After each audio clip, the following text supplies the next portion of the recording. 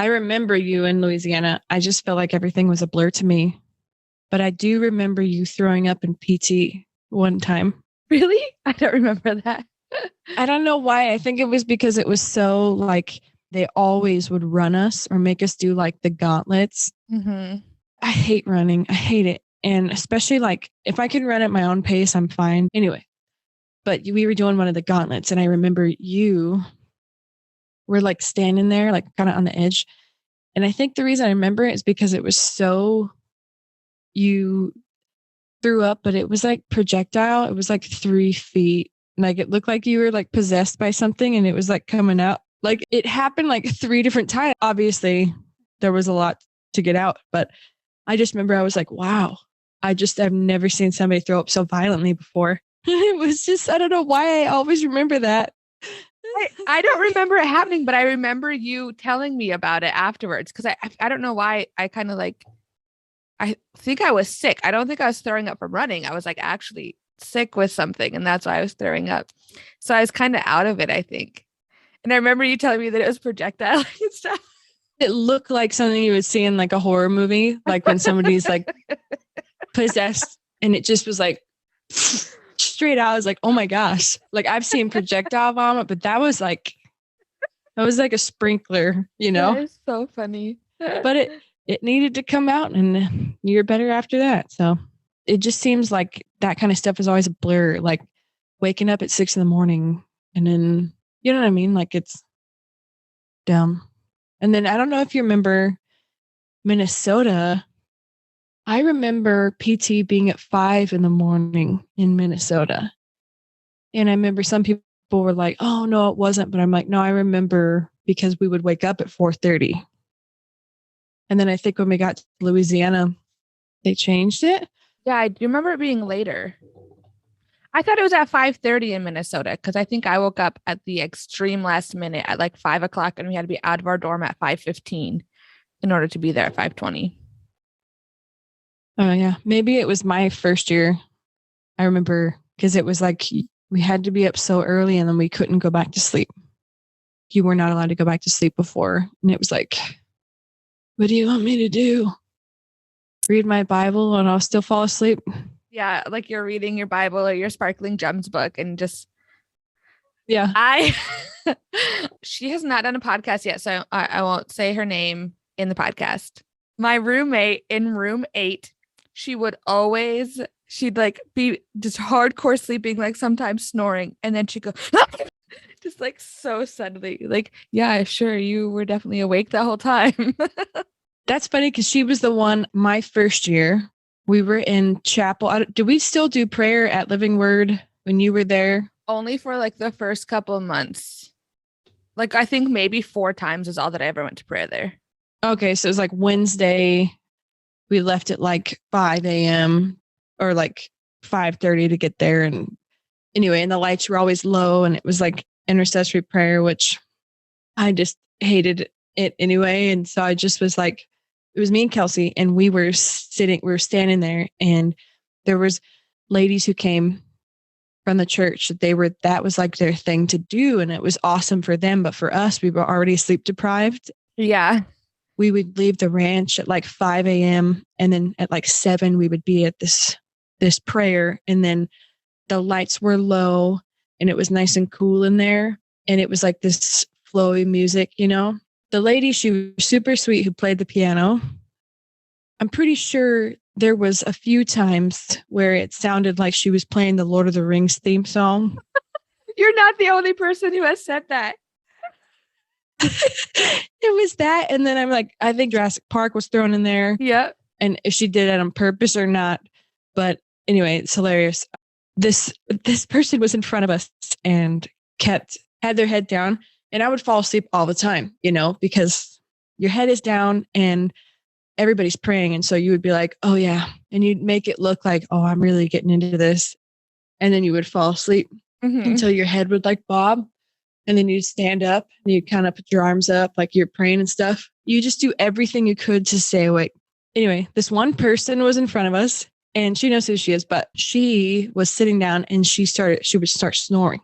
So she'd be like, and we're like, hey, because Because if anybody's listened to the podcast already, they've probably learned that during spiritual boot camp, if one person gets in trouble, gets sentences, the entire team gets sentences, and then they stack. So everybody's like on top of each other to like make sure we don't do anything wrong. And I just remember we were like, hey, like wake up. And she's like, oh, thanks, you know. And then like a couple minutes later, you hear the, we're like, hey, wake up. And she's like, thanks. And then one more time it happened. She does like the, like, you know, and you're like, hey, and she turns around. She's like, I'm praying. Like really loud. And she like yelled it. She was so angry, but she like definitely was snoring, and we laugh about it, you know, but it was so funny because it was like, she clearly was snoring, you know, but we were like all trying to cover each other. It was just really funny. But anyway, that is just hilarious. Stories like that are what gets me, you know? Yeah. I hope that she gets on and does a podcast. Yes. I hope that too. I was thinking about that. She would have really good stories. I always forget about this until someone like kind of brings it up. When you were talking about me projectile vomiting, the last like 6 months that I was in GO, I was getting sick like every month, like really sick, like sleep for 24 hours straight type of sick. And I don't know if I really figured out why. I don't know if it was because of the stress of like, I was definitely kind of dueling in myself of like, I don't agree with everything that they're doing here, but I know I just need to follow along and finish this. Or if it was the stress of, you know, I was getting 3 hours of sleep and working on art and design stuff all the time. Or the fact that I was supposed to be on a gluten-free diet and I wasn't allowed to be for the 2 years that I was there. But I would just get so sick. And then when I left GO Ministries, I had like 2 more months like that of being sick and then just like done. Oh man, I'm sure it was probably stress because I did the same thing. I know a lot of people did. Like I would have a hard time getting out of bed because I was so sick, like just in my body, like I was unwell and I couldn't explain to you what. But I do know like in high school, it'd be like the halfway through the year point. I remember it happened like every year. You would just be so exhausted from like classes and stuff. I would wake up and I just wouldn't feel good because I was so physically exhausted. And my mom would be like, okay, you can stay home today, you know, sleep and get some rest. I would start to feel that like your body's so physically exhausted. I did feel like there was a lot of grace on us to be able to do stuff. We definitely were pushed too much. And I feel like there was a lot of grace, but I still know very much that your body is intended to rest. Jesus rested, God rested. And so why wouldn't we, you know what I mean? Our body was created to rest. I just noticed that a lot, especially being like a girls leader, a lot of the girls would just get sick. Really no explanation for it. But I think that people were just, and I know you know how this feels. You're sleep deprived. So you would get like 4 hours of sleep a night. You're so physically exhausted because you always had to be on 24/7. When you talk about being on 24/7, we had a certain persona that we had to put on and act like all of the time. There was no time or ever any valid excuses to have a bad day, to be tired. You had to be full energy, full excitement, like the perfect representations of Jesus at all times. And then you're stressed on top of it because it was like at any given moment you could be corrected for anything. You made a wrong face, if you responded wrong, if you didn't answer a text fast enough. So I always had this pit in my stomach. And I know that's anxiety, but I think that all that together was a concoction to make people sick. And the last couple months I was there, like what you said, I remember just not being able to get out of bed. And I used to get texts every morning. And it was like, you better be in there at 9 o'clock, you know, stuff like that. They would keep eyes on me because I would get lax because I was a leader now and I was staff, and I got lax because I could hardly get out of bed. You know, I had no willpower to get out of bed because I hated my life, you know, at that point. So anyway, like what you're saying, it was just like that last couple months was really hard and I was really sick.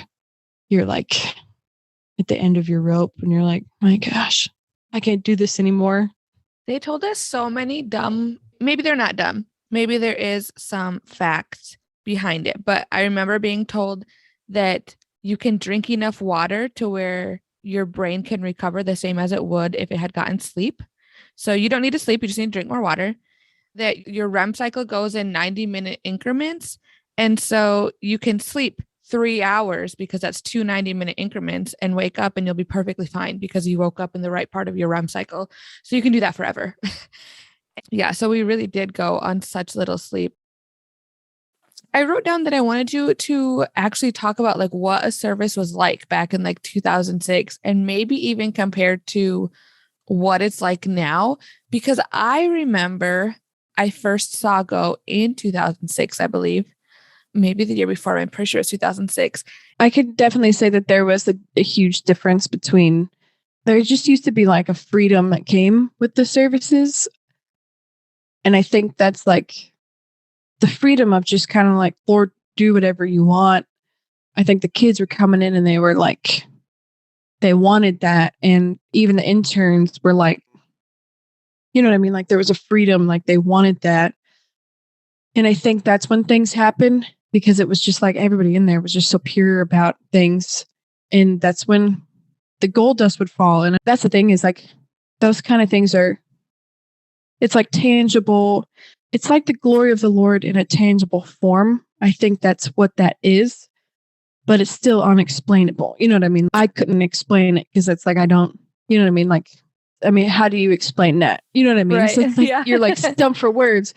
So, and I'm not going to put God in a box and say like, well, he wasn't in our services or whatever, but there was just it was so restricted. I remember a lot of times going into services, like pastors would be like, hey, we just want like an hour and a half service, you know, because I mean, think about that. Like you got youth and young kids and me who was in my 20s, who has a very short attention span.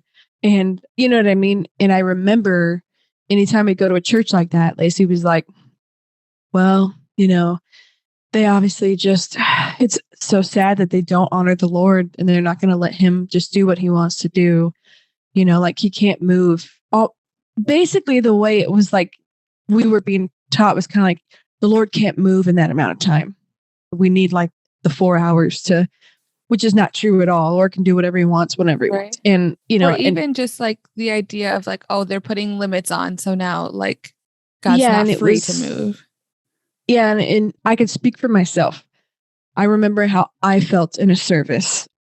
I hated doing services. I hated it.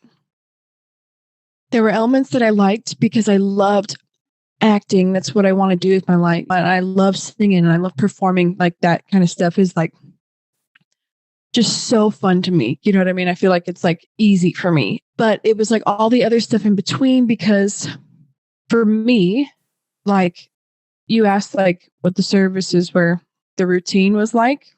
So our routine, basically, we changed it up. So the way it would happen, it would be like the whole service opened with like the free stuff. So 2 MCs would come out, my brother and somebody else who would tag team off of my brother, and they would come out and they would get everybody hyped and they would do some games and they would do like free stuff. We would go straight into skits, and the skits would go straight into worship, which would go straight into like a flow and then preaching. The way that the services used to be back in the day was there was a 1 minute countdown, which there still was a countdown when I was there, but it was like a countdown into the free stuff. Back in the day, it was a countdown into like an opener song, like a crazy fast, fun opener. And I'm sure that you remember that. Yeah, for sure. I think that's what people kind of remember. It was like crazy fast, like opener song. And then it would go straight into the Free Guys. I think I'm thinking about the movie Free Guy. Probably That's what I was thinking of when you said it. I love that movie. Yeah, the like free stuff. So the MCs would run out, you know, all crazy after that. And they'd be like, who wants some free stuff? Like, and they really would give out like good free stuff. It got real stingy when I was there as an intern. It was like, hey, give out 2 stickers, but we can't afford any more than that, you know, or like give out the t-shirt that's the 3XL that nobody wants, you know, that kind of thing. Anyway, and they would show product and stuff, and they would do free stuff, and then they would go into the dramas. And the dramas were like, I remember crying because I was laughing so hard. And I remember like looking around, like, I can't believe this is so funny, you know? And then it would go straight into the worship. And like the first song was like a crazy fast one. And then it didn't feel like it was like, oh, it's got to be this, this, and this. It was structured, but not like in a controlling way. It was very like, if the Lord moves and he wants to go somewhere else, we're doing it, you know? If we preach, if we don't do worship, if we don't do skits, whatever, it's gonna be good. And then Uncle Steve would always come up and preach. And for those who know and have been at like camps and stuff, it was always so powerful. Like when he got up, it was like, man. And I love listening to him because it wasn't so churchy. And I felt like I could understand it a lot better. So I always loved when he would speak because there was such a compassion and such a difference behind it. But to fast forward, the way I felt service for me personally, I hated services by the end because there was such a heaviness that came because we do like pre-service prayer, but it was like usually just rebuking. It was like, hey, you know, I saw you looked at this person too long. Like this girl, I saw you look at this guy too long. Everybody in here has lust in their hearts. Like just ridiculous stuff that like wasn't even a thing. You know, maybe there was one person dealing with something, but the way GO was like, if you personally were dealing with something, it wasn't going to be like a discreet, like, hey, I'm here for you. Let's get through this. Like, what can we do? You were made a public example of, and I don't mean that like exaggerated. I mean that in the literal sense of like, if I was dealing with something, it would be like, don't be like Randi and blah, blah, blah, blah, blah, blah, blah. So now everybody's looking at you and you feel horrible because you feel like stupid. And, you know, Lacey's favorite word was disappointed. Like, oh, I'm so disappointed in you. I'm so disappointed in you. That's just like horrible to say to anybody for any reason. It makes them feel so horrible. But that's kind of how our services started. And I know that somebody else talked about that on a podcast too. A lot of rebuking. And then it was like, all right, let's go out there and reach the kids. But then it turned into like you had to be with the kid. Like no matter what happened, you had to find a kid and you had to be crazy and you had to go find that kid and you had to minister to them until the service started. And if you didn't have a kid, it was like, hey, what are you doing? There's a kid standing by themselves over there, which is like some kids that works on them. I think that's one part that was frustrating for me was I'm very outgoing, but I'm also very introverted at times. And sometimes I don't want to talk to people. Sometimes I'm just kind of scoping it out and, you know, especially like a new experience, you got to scope it out. You got to feel it out. But when you have people, you know, running in and crazy and stuff, sometimes it's like, wow, this is so cool. And sometimes that really pushes people away. So I would always try to feel it out. And if those kids were like, you know, I don't think right now's the best time to go up and be crazy. But then you get rebuked for not, because it was like every second pass is a soul lost, you know, and that's kind of how it was. So services became very heavy because it was like you got rebuked. You're forced to like minister to people that 99.9% of everywhere that we went was already church places. Like it was all churches. Oh, I mean, there was barely outreach, you know, and I know that people invited friends and stuff to church and those were the souls being saved. And I'm not saying that it didn't, there was a lot of people who did rededicate their lives. It did boost them and it did further them. And I know 100% helped them, but it wasn't like we were there talking to super lost people. Usually it was already kids who grew up their whole life in church and stuff. You know what I mean? It's not like they were a bunch of atheists just chilling and you're like, go minister to them. You know what I mean? Like it wasn't like that. But the way it felt was like it's life or death right now. So then you felt pressure and then you felt there was that heaviness on you.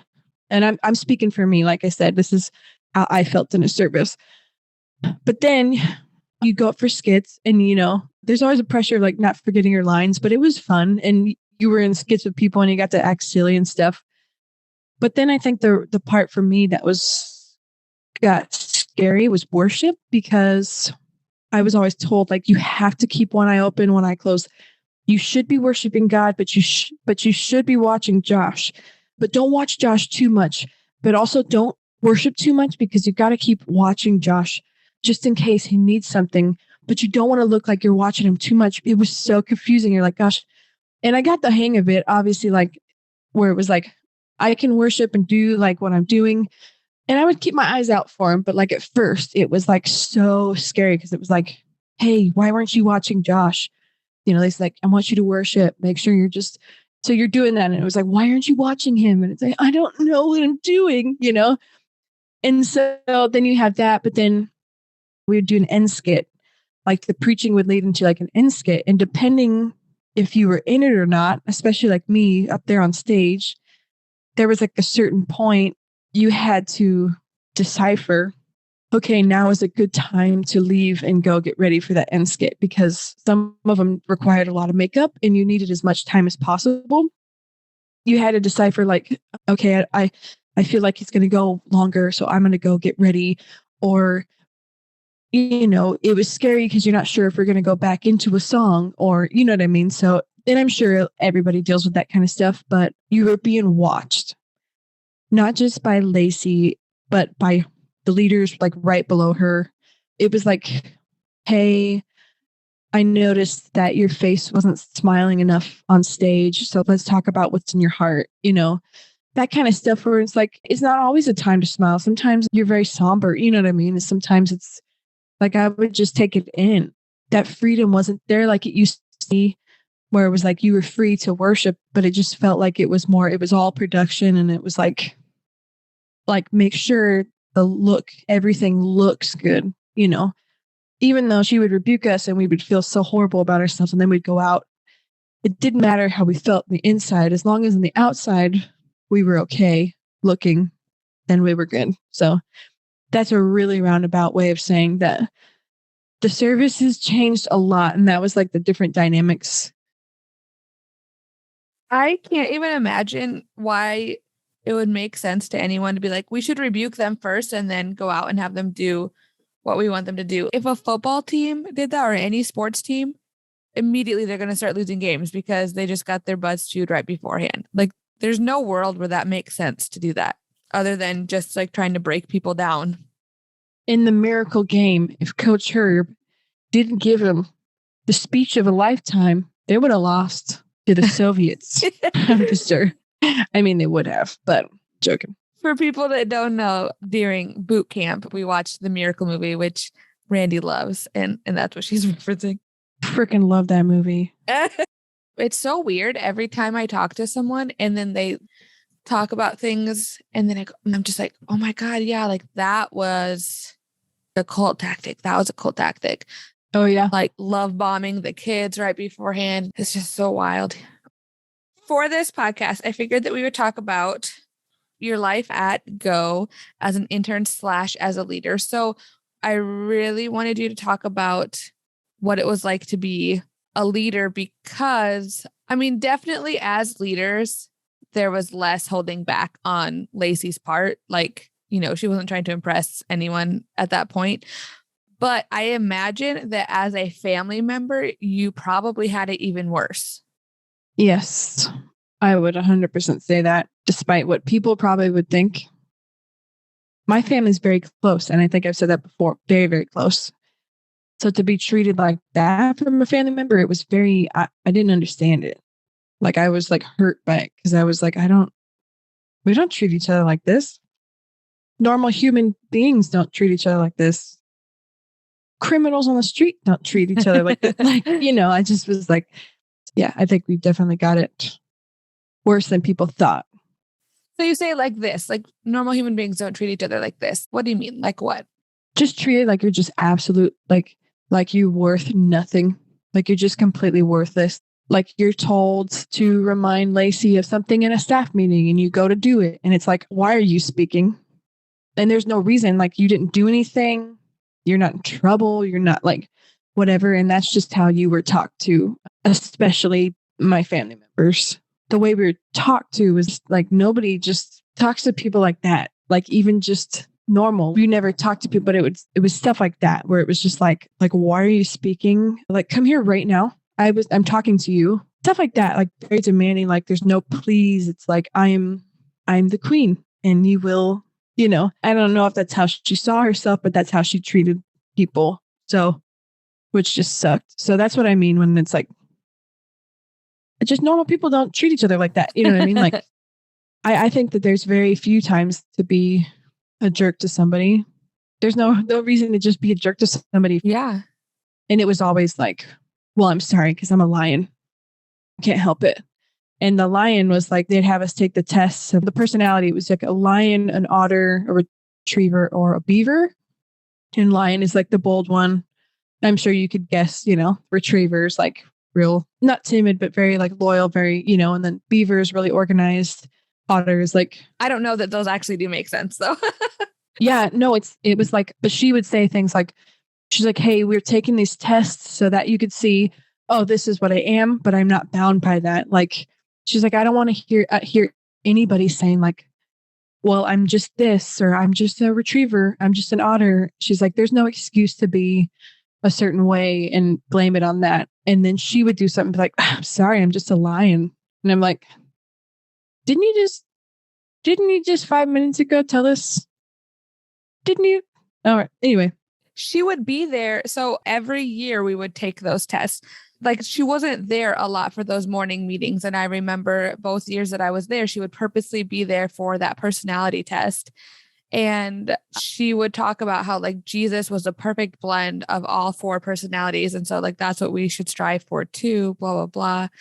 And then for her to be like me as I am like Jesus. And then also to be like, but I'm just a lion. It would get very confusing with her. She'd be like, hey guys, like Paul said, especially the girls, she's like, follow me as I follow Christ. Like look to things that I do and do those things and stuff. And so we would, and then she would get like annoyed by it. And then she'd be like, why are you copying me? You should be asking the Holy Spirit. So then we would stop and then we get rebuked because it's like, why are you not? I told you to like cling to me and do the things I do. And so you'd be like, oh, okay. And then you do them. And then she'd be like, why are you guys so clingy? Like you should be following the Holy Spirit. And then she'd be like, remember, confusion's of the devil. And I'm like, but are you the devil then? Because you're confusing me. Do you have his number? I don't know. Because I have questions. But then you were made to feel like it was your fault. Like she would say things like, if you are confused, it is because you have zero relationship with God. If you are dealing with any sort of sin or sinful thoughts, it's because you have zero relationship with God. If you have any problems in your life, it's because you have zero relationship with God. And so this is how I felt. So I can't imagine how everybody else felt. I mean, you think about all these kids are like 18 years old and very moldable and really trying to figure out who they are. And that's how I was. I was trying to figure out who I was and all of that. And every day I just remember thinking, okay, like I feel like I'm growing, I'm getting somewhere today. And then she would say that. And I was like, gosh, I've been struggling with, something. And I'm like, I guess my relationship just not as good as I thought. And I'm speaking for myself. So I can just assume other people felt that way. But I just remember feeling like I just was so defeated all the time because I could never get anywhere. Like, man, I just really haven't grown. And this is like 3 years, 4 years in, 5 years in, still feeling like I would think I could grow at this point, but I guess I just can't. I'll never get to their level. Like I'll never get to where Lacey is. Like I'll never be that spiritual. It's a very defeating attitude, and it is impossible for people to thrive in a critical environment. So when you're constantly being criticized like that, like, well, it's because of this and this. When I came into GO, I was 18.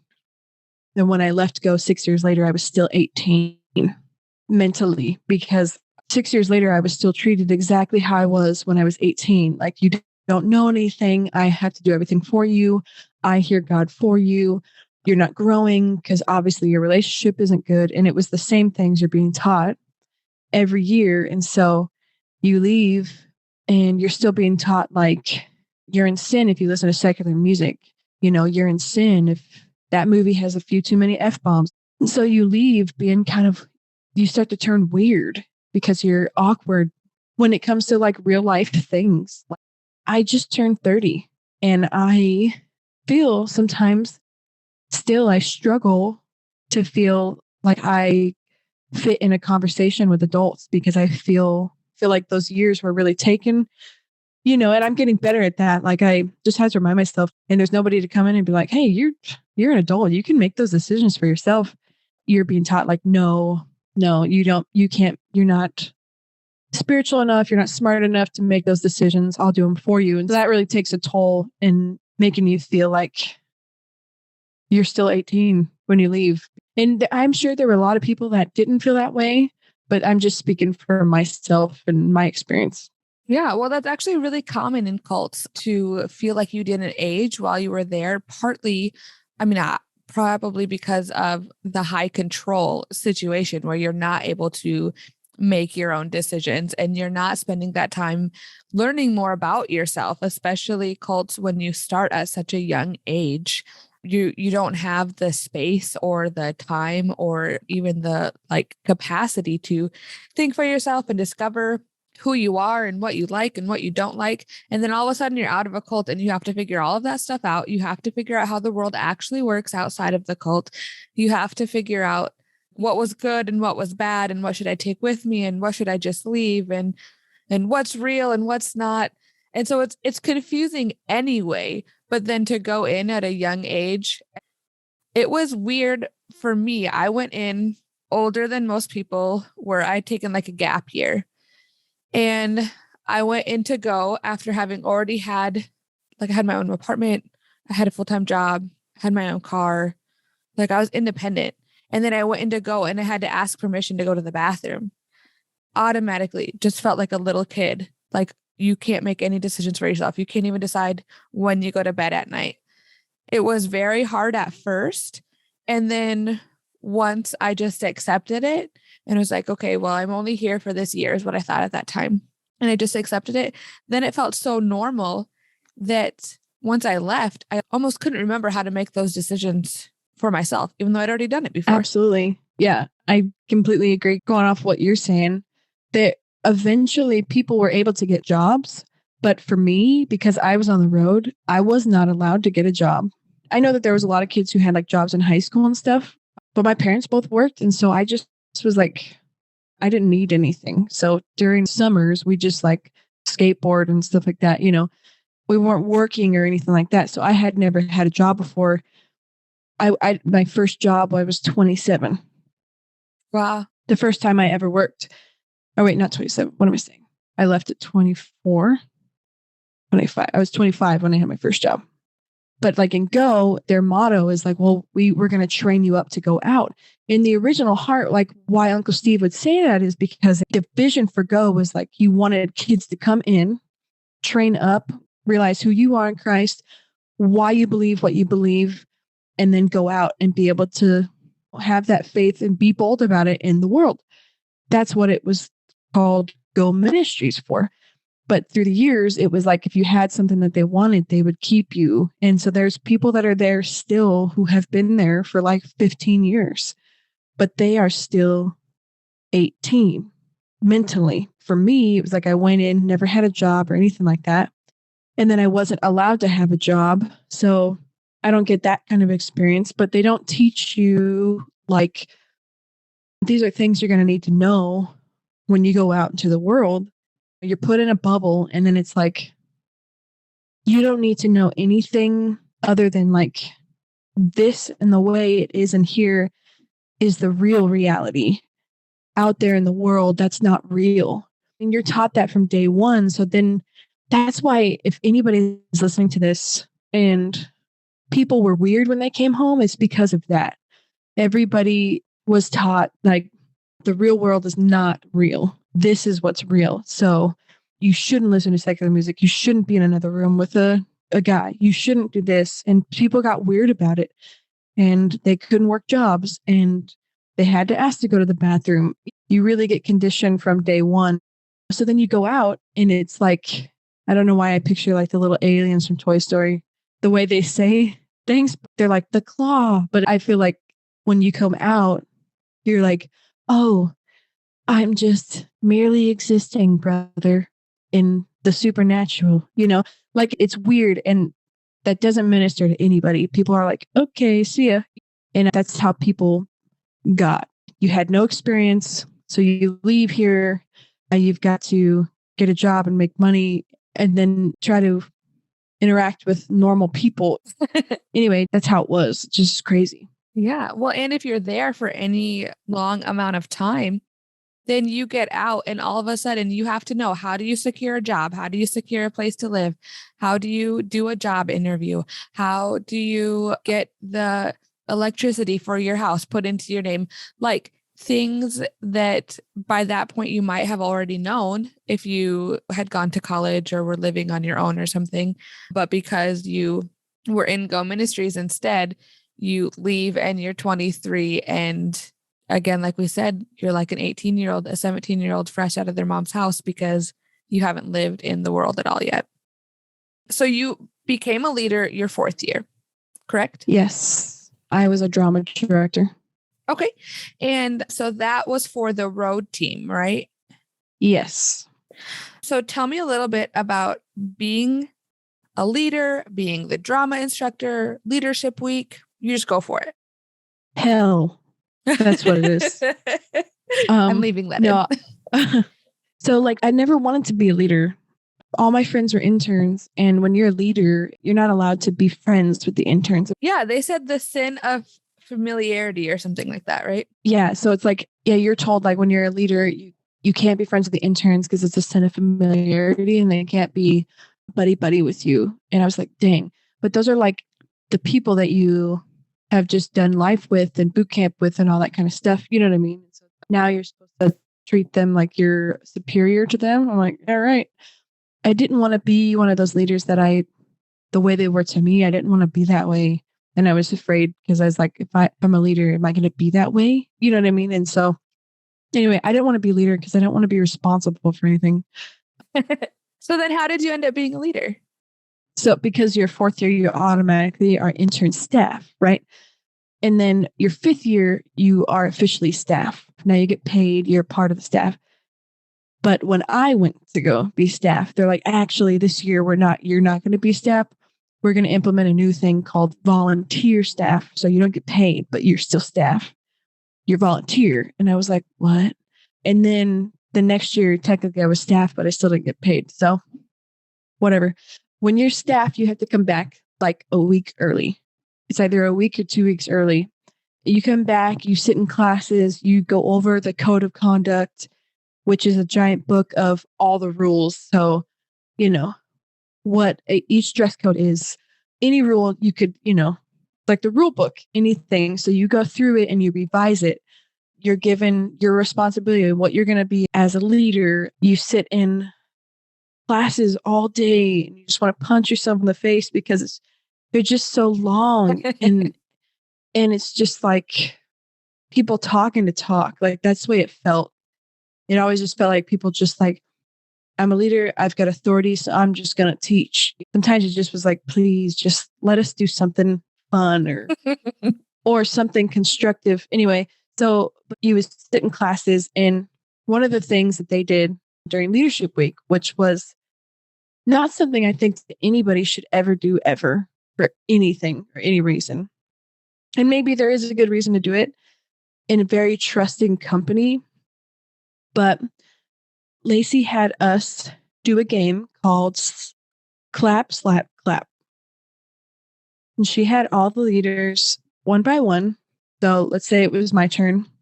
I sit in a chair in front of a whiteboard and all the leaders come around and they write something on the whiteboard that's a clap. So something good about Randi, something that she does well, something I love about her. And then they would write a slap.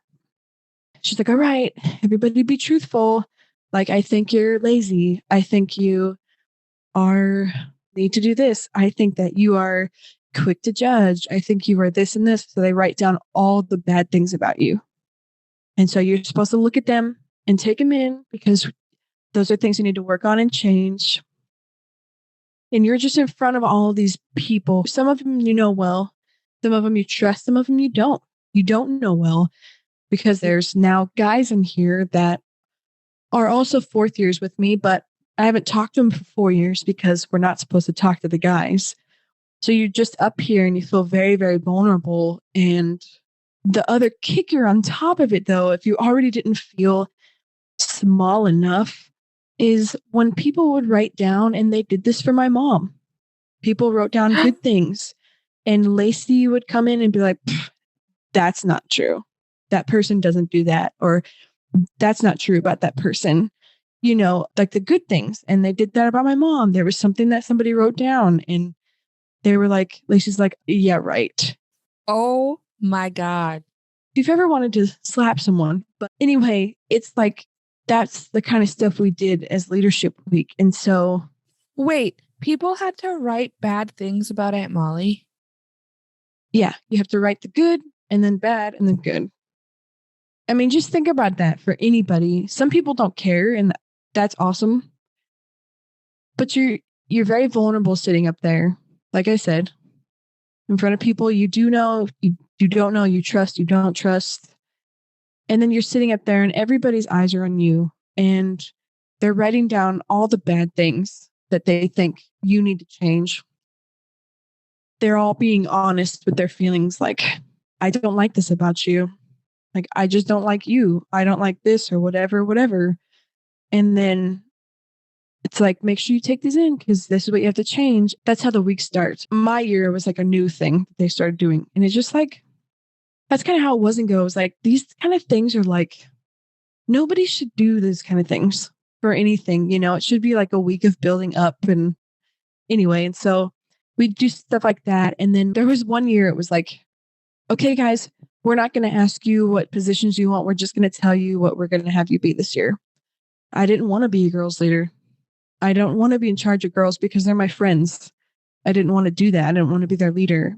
And I didn't want to be a choreographer for the dance team because I love to dance. But when I say that, I mean like doing the sprinkler. You know, I have never taken classes. Like I have a friend who went through GO who did. And I even think you did. I think you helped me with some dance moves, Mercedes, but like I've never been like part of a dance team that I've learned technique and classes and how to choreograph things. So it was like, you're going to be the choreographer because we're going to do a dance team.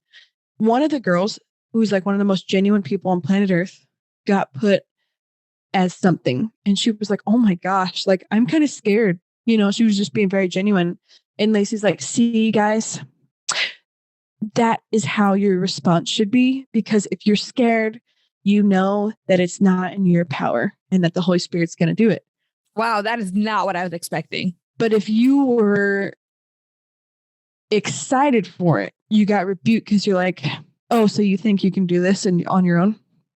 So it was like you couldn't win. You know what I mean? You could never win. You're always confused. And that's why there was so much fear. And that's why there was so much heaviness, because it was like, if you were excited, you were in the wrong. But if you doubted too much, you were in the wrong.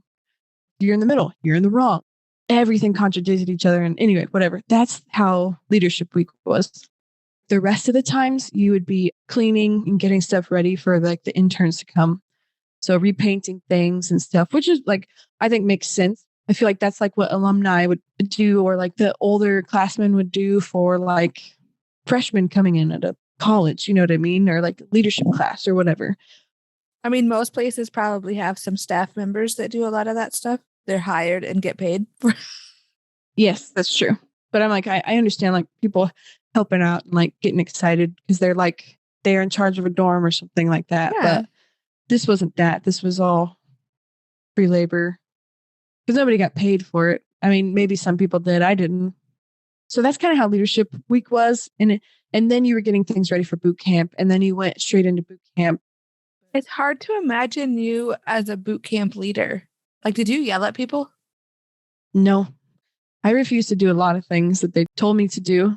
I believe it. Like in the way that they told me to do it. Because I just would think about how I would hate if somebody, because a lot of times it was like, hey, Randy, so-and-so's doing something. I need you to go talk to them.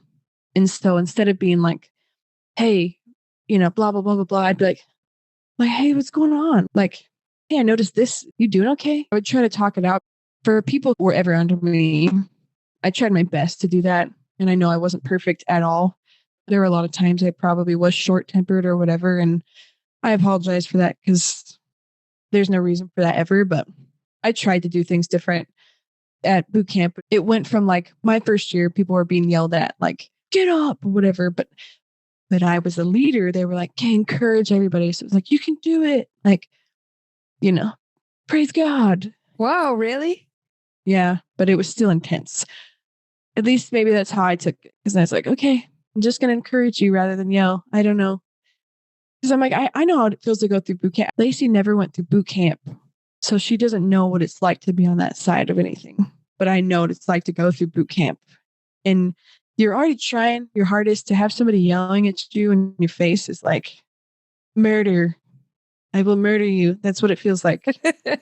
Yeah, I remember some interns praying that God would strike people down, like with lightning, and strike them down dead and stuff. Dude, I had that prayer at some point. I actually prayed. I was like, don't even take them, take me. I'm like, please release me from this. Just take me now. Like, come on a chariot. Take me home.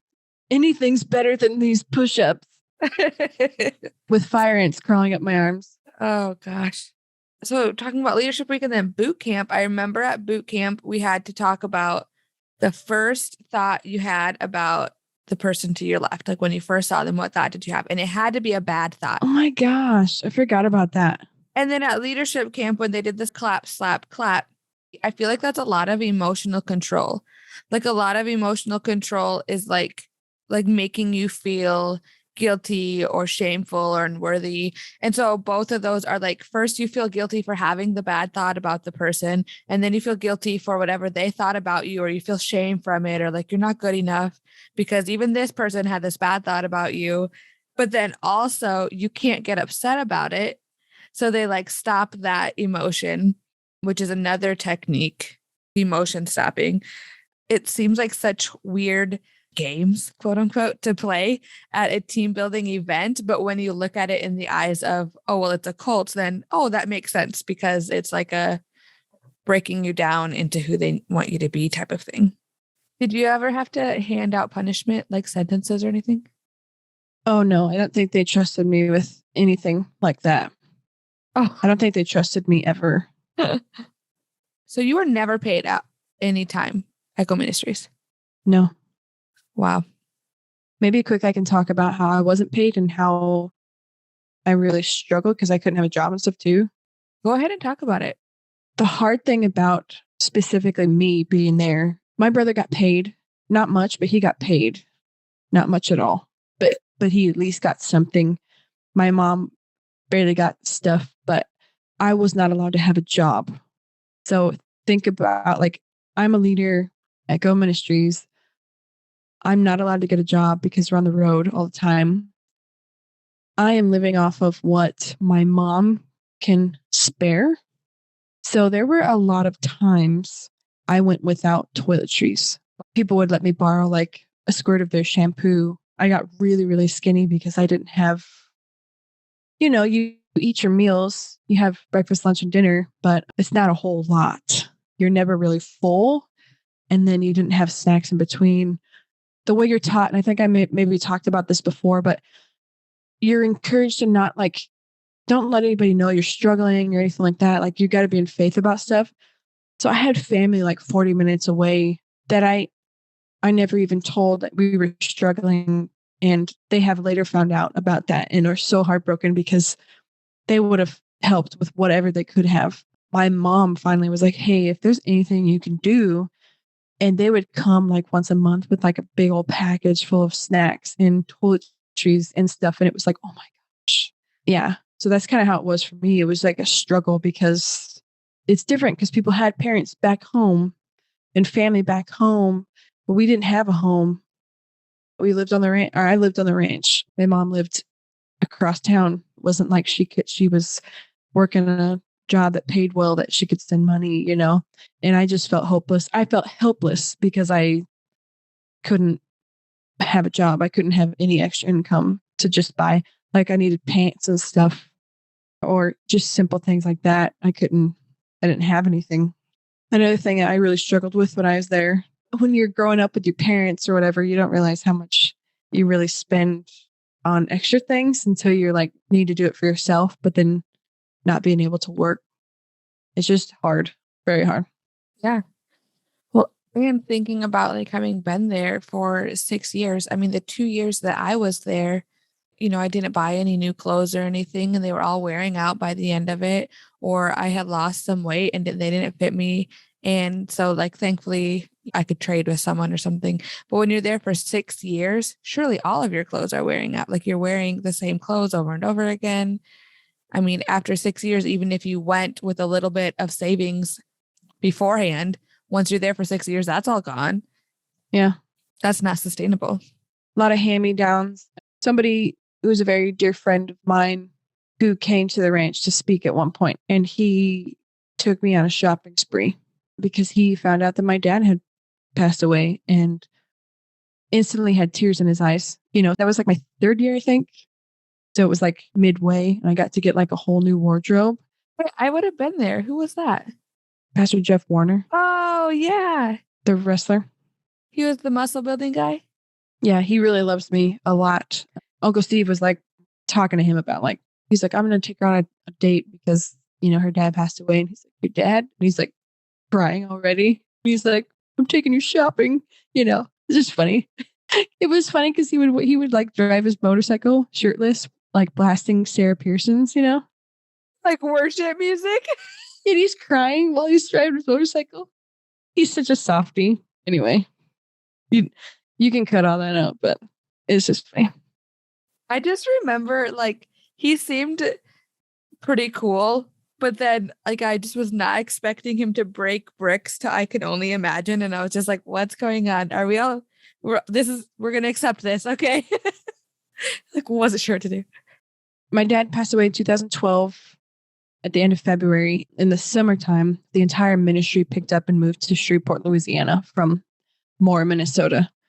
So we were now in Shreveport, and it was kind of fun because it was a different feel, a different place and all that kind of stuff. And I think I just was like, okay, this is it. Like things are looking up. It's going to be different now. And I think a lot of people thought that. So like I had mentioned before, my dad passing away, we weren't like able to grieve him or anything. So there was like a lot of shoving feelings down, and it takes you to a very dark place. But I was, just moving past it. We were moving forward. And I think it was my 4th year. This is how it works in GO. I got called into a meeting. Leaders wanted to talk to me because there was a guy at GO who had feelings for me. And so they wanted to know what I thought about them. The thing that's hard is you are not allowed to talk to the opposite sex. So it's like, I don't know how I feel about this person, but you don't know him. Yeah, I don't know him at all. Like, we did get to talk a little bit. You work with the people and you see him every day. And so you kind of think, so I was like, well, I think I like him. And so it was like, okay, we're going to have a meeting and we'll sit down. So they brought me and this person into a room and had us sign courting contracts, because we were technically going to be courting. Can you explain what courting is real quick? Courting is like the very, I don't know, G-rated version of dating. Basically, courting is like you're dating, but you're technically not. You have the title of boyfriend and girlfriend, but you're just getting to know each other, like you're friends first type thing. And so that's kind of what we were. It was like, you're dating, but you're not. So we ended up going into this relationship. And I remember talking to Lacey about it. And she's like, yeah, I thought it was great. Like, I think you guys should go for it. And, there's a lot of trust for like, if you have leaders over you and your leaders suggest something, especially with like GO, it was like you were taught to like really trust, they made you think like, if I'm suggesting this is because I've prayed about it, that's kind of how they would make it feel. Like they wouldn't suggest it if they didn't feel that God was like, go for it, which is dumb, especially now thinking about it. It's like, I should have just taken control of my life and whatever. We've all been there. Anyway, so I had a relationship with this person. And I think it was like a year and a half. And anyway, we broke it off. The relationship did not end, I think, how we expected it to. It didn't end very well, but I don't feel the need to go into detail about it because me and this person have had to resolve. And were both completely fine and moved on with our life. This person that I was in a relationship with had a lot of favor from leadership. I did not. So when the breakup happened, so the way Lacey would teach us all was like, it doesn't matter what you've done or what's happened, or if you've murdered somebody, you can trust us with life or death situations. That's what we're here for. We want to get in it with you. We want to help you. We'll get in the ditch with you and we will figure it out. And that's what we're here for. And so during this relationship, there was just areas that we compromised in their eyes, and so not really anybody knew that, but I just felt like the way I have been my whole life is if there is something like bothering me on my chest, I just like to get it out and talk to somebody about it, even though I don't like confrontation or anything. So I went to Lacey and I said, I just want you to know that this, and this happened. And she was like, well, what do you mean?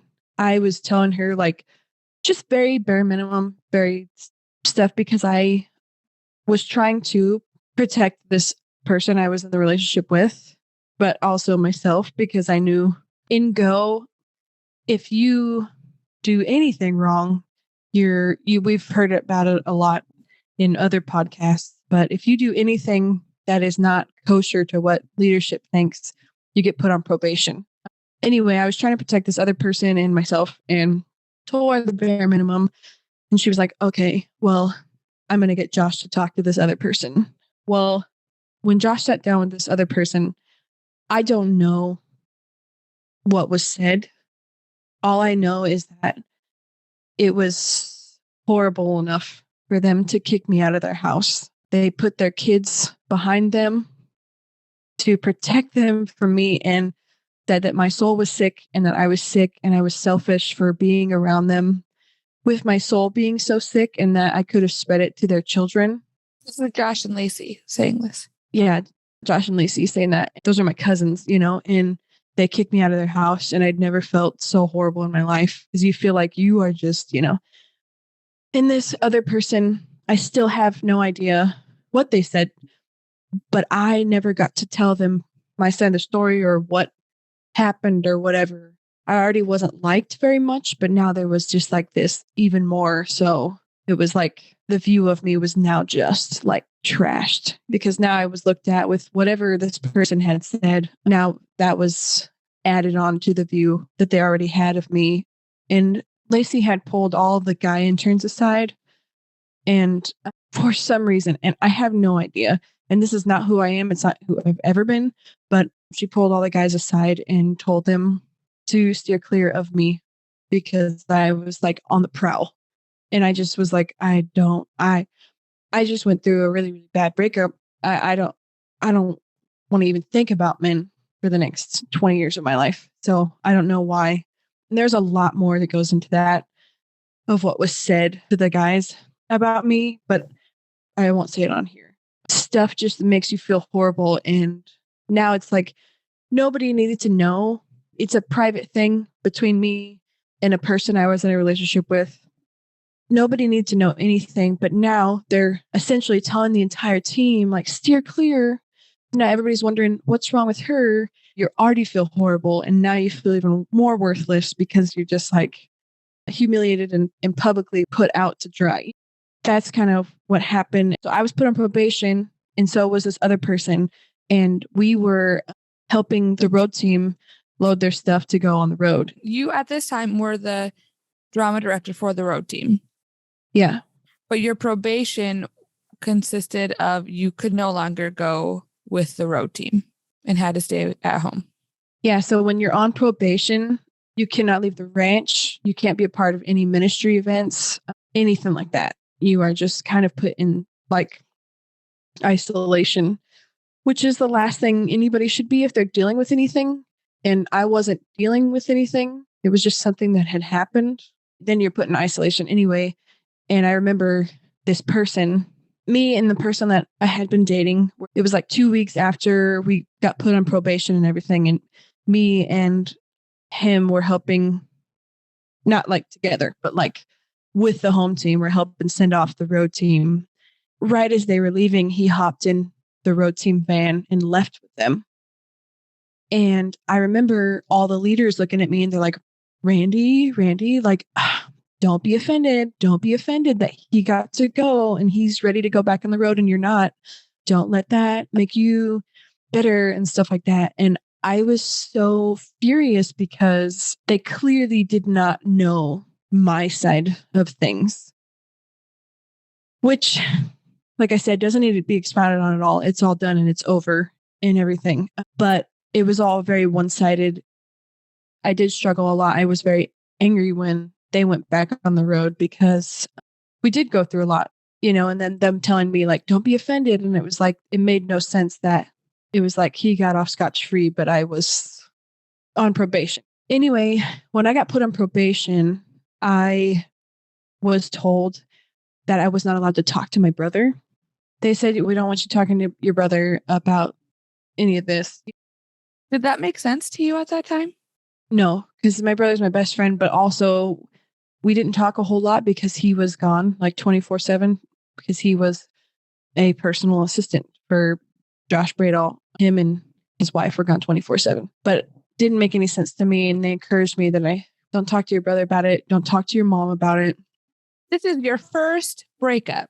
And they're saying, don't talk to the people closest to you about it. Yeah. Anyway, so I was encouraged not to talk to my mom and I wasn't allowed to talk to my brother. And then it was like, we don't want you hanging around with the interns because it was kind of basically like, we don't want them to get what you have. Basically, they were saying that my soul was sick and I was full of sin and stuff like that. And they also said I was not part of leadership anymore. So I was not allowed to hang out with the leaders. Lacey said I needed to go get things right with God. So essentially it was just me and God for like 3 months. And I know the 3 months is not as long as some people were on probation for like a whole year. But my probation was very intense in the sense of I wasn't allowed to hang out with people. I was isolated. I wasn't allowed to talk to my mom who was on the ranch. I had to be very short with her. And my dad had just died. So I'm dealing with all that. I have not grieved him yet. That situation hasn't been dealt with. And then I go through this horrible breakup. And then I get kicked out of Josh and Lacey's house and all this stuff. And then let's pull the guys in and let's do that too. Now the whole team knows. And then it's like, you're isolated. I was like, I don't know what to do, but I guess just move forward. So every day I woke up, I was like, okay, God, what needs to be changed? Like, help me grow, but it very fast got very dark. I didn't want to live. I just thought it would be better to just go to heaven and be with my dad than be here anymore.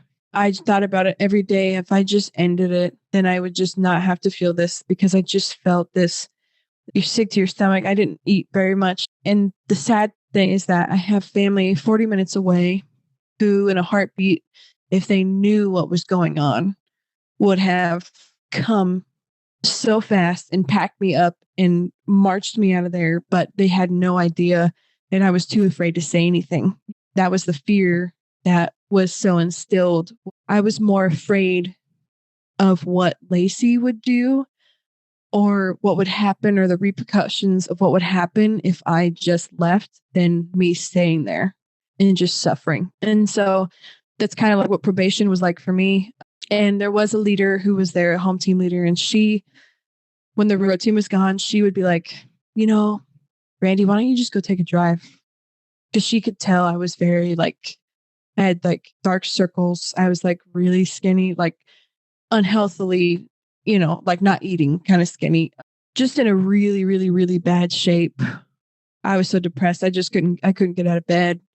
I would like not even fix my hair or anything. And I would come to like morning prayer because it just was like, what is my life? And so she'd be like, why don't you just go take a drive? And so I would go to my family's house 40 minutes away, and they never knew what I was going through, but I was just nice to be there. They know about it now.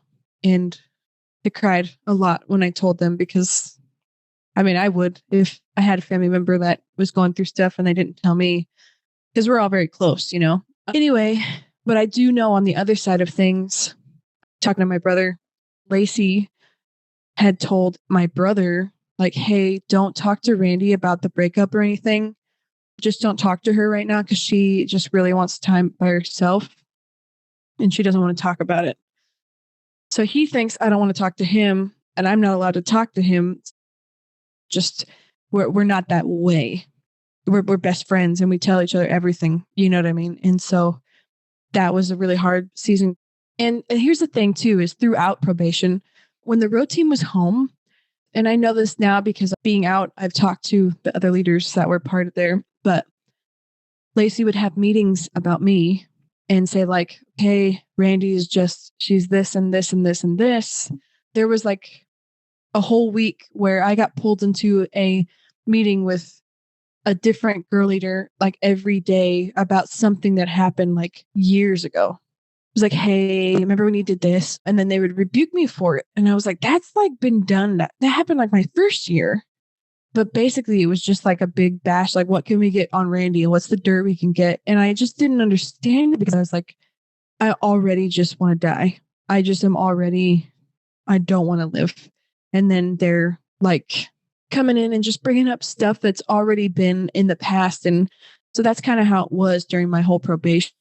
Was that them coming up with stuff, or is that like Lacey saying like, hey, go talk to her about this? It was Lacey saying, okay, in a roundabout way, kind of saying like, okay, what kind of dirt do we have on Randy that we need to correct her for? And it was like things that happened years ago. And I remember sitting down because they mentioned stuff. And I was like, what, a fifth year at this time? I was like, that happened at my first year. And it's like, yeah, but still. And it just was so odd. I was like, you can't win at all, you know? I just was so beat down. And I remember Uncle Steve was like, hey, I am going to this rally because they would do Chariots of Light motorcycle rallies. It was like an hour away or something. He's like, do you want to ride with me and just come? For anybody listening, if Uncle Steve says something, it trumps everything. Lacey could be like, I want you to do this and this and this. And Uncle Steve would be like, no, I'm taking him with me. Okay. He trumps everything. You know what I mean? He's like the leader of the leader. If he says something, then everything else is like void, you know? So if he's asking me, of course I can do it, you know, and it's off ranch, but he's like, you don't have to do ministry or anything, but why don't you just come get off the ranch? And so I did. Did he ask you like that kind of stuff normally, or was this like a special occasion because he could see how you were doing, do you think? I mean, I went on rides with him quite a bit, you know, because I loved to ride on the back of his motorcycle and stuff. I loved like all the motorcycle stuff, but I had taken like quite a few trips with him. But this was a very special thing. Like, hey, why don't you come? So I was like, awesome, you know. And so I went with him and I was like feeling good. I was like the first time I had really like been like happier because I was with people. And anyway, so we were there. Uncle Steve took a picture of all of us and posted it. And I just remember, if you've ever felt that feeling of like you messed up, you know, I got a text that was like, for reference, like 6 inches long, probably, which is pretty long for a text. Maybe it was longer, but it was Lacey. And she was like, what do you think that you are doing there at a ministry? You were not supposed to be ministering. I'm so disappointed in you that you like left the ranch and this and this and this and that. Like, you are so rebellious. I don't know what's come over you. You're defying all of the rules and blah, blah, blah, blah, blah. And she just went on and on and on. She's like, you are so full of sin and you're manipulative. You manipulated me. You are just like, I can't believe the spot you're in right now. You're just so rebellious and all that. And she just kept going on and on. And she's like, I don't know what you were thinking. Like, I'm so disappointed in you. How dare you leave the ranch? And she just kept going on and on and on. Well, then I noticed that Uncle Steve got a phone call and I could hear Lacey. He was holding it to his ear and I could hear her talking to him. Which, first of all, Lacey teaches honor, but she has no honor. And I will say that very, very confidently. She has no honor because she does not even honor her own father. you know what I mean? Like she always teaches honor. Like you're going to honor me no matter what, like even through my faults and stuff. And like I had mentioned before, I love honor, especially your parents, honor your elders.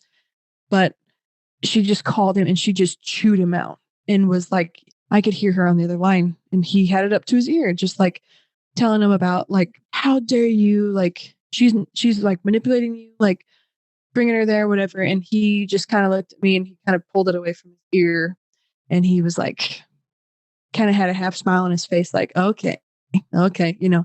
And he got done and I had tears in my eyes and he's like, sweetheart, he goes, don't even worry about it. He said, why don't you go over there and see what they're doing over there? And so I'm one of those people. I'm like, what have I done? What do I need to work on? You know, all this stuff. And anyway, I just had tears in my eyes the rest of the day. And when we got home, he just was like, I'm so sorry. And he's like, you know, this season will pass and stuff. And he was really sweet. And it wasn't my fault and it wasn't his fault. And I just remember feeling like I learned nothing during this whole probation period. And I'm going to be on probation for the rest of my life. And then I was like, I want to get out of here. You know, I just wanted to leave so bad. But anyway, that kind of happened at the end of the probation period.